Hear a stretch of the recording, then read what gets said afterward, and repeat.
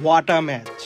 এ যেন রূপকথার রাত, এ যেন যুক্তরাষ্ট্রের ক্রিকেটে নতুন কিছুর শুরু। নবাগত যুক্তরাষ্ট্রের বিশ্বকাপ যাত্রা এর চেয়ে ভালো আর কি হতে পারত। যুক্তরাষ্ট্রের ক্রিকেট ইতিহাসে সবচেয়ে বড় জয় এটিকে নিঃসন্দেহেই বলা যেতে পারে। কি দুর্দান্তই না খেললো মার্কিনীরা। যেমন বল হাতে দুর্দান্ত ছিল, ঠিক তেমনি ফিল্ডিংয়েও ছিল অনবদ্য। পাকিস্তান হয়তো কল্পনাতেও ভাবতে পারেনি তাদের এতটা কঠিন পরীক্ষা দিতে হবে আনারি যুক্তরাষ্ট্রের কাছে। যুক্তরাষ্ট্রের ক্যাপ্টেন মোনাক প্যাটেল আগেই বলেছিলেন পাকিস্তান ও ভারতের সাথে তারা লড়াই করতে চায়। 160 রানের টার্গেট তাড়া করতে নেমে যুক্তরাষ্ট্র 159 রান সংগ্রহ করে। ফলে ম্যাচটি যায় সুপার ওভারে। সুপার ওভারে প্রথম ব্যাট করতে আসে যুক্তরাষ্ট্র। যুক্তরাষ্ট্রের হয়ে ব্যাট করতে নামে অ্যারন জোন্স ও হারমিত সিং। সুপার ওভারের শুরুটা দুর্দান্ত করে অ্যারন জোন্স। প্রথম বলেই মোহাম্মদ আমিরকে 4 দিয়ে শুরু করেন। এরপর শুরু হয় আমিরের একের পর এক অতিরিক্ত রান দেওয়ার মিশন।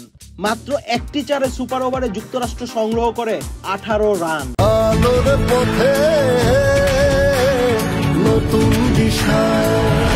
6 বলের সুপার ওভারে 3টি ওয়াইড দেওয়ায় পাকিস্তানকে করতে হয় অতিরিক্ত আরও 3টি বল। ফলে সুপার ওভারে পাকিস্তানকে করতে হয় মোট 9টি বল। 19 রানের টার্গেট তাড়া করতে পাকিস্তানের হয়ে ব্যাট করতে নামে ফকর জামান ও ইফতিকার আহমেদ। স্ট্রাইকিং প্রান্তে থাকা ইফতিকার আহমেদ নেত্রাভালকারের প্রথম বলটি ব্যাটেই লাগাতে পারেননি। পরের বলে ইফতিকারের ব্যাট থেকে 4 আসে। পরের বলটি ওয়াইড হয়। ওভারের তৃতীয় বলে ইফতিকার আহমেদ নেত্রাভালকারের ডেলিভারিতে কুমারে তালুবদ্ধ হন। তখন 3 বলে পাকিস্তানের জয়ের জন্য দরকার 14 রান। তখন ক্রিজে আসেন সাদাব খান। আরও একটি হোয়াইট বল দেয় পাকিস্তানের দরকার তখন 3 বলে 13 রান। পরের বলটি সাদাবের ব্যাটের কোনায় লেগে 4 হয়। শেষ 2 বলে পাকিস্তানের দরকার 9 রান। পঞ্চম বলে 2 রান নেয়। শেষ বলে পাকিস্তানের দরকার ছিল 7 রান, কিন্তু সাদাব মাত্র 1 রান নিতে পারেন। যুক্তরাষ্ট্র ম্যাচ জিতে যায় 5 রানে। যুক্তরাষ্ট্র এমন জয়ে মাঠে বুনো উল্লাসে মেতে ওঠে।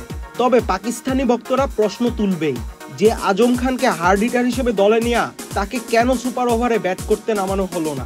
কেন ইফতিকার আহমেদকে স্ট্রাইকিং প্রান্তে দেয়া হলো? কেন দলের সবচেয়ে বড় হার্ড হিটার ফকর জামানকে স্ট্রাইকিং প্রান্তে পাঠানো হলো না?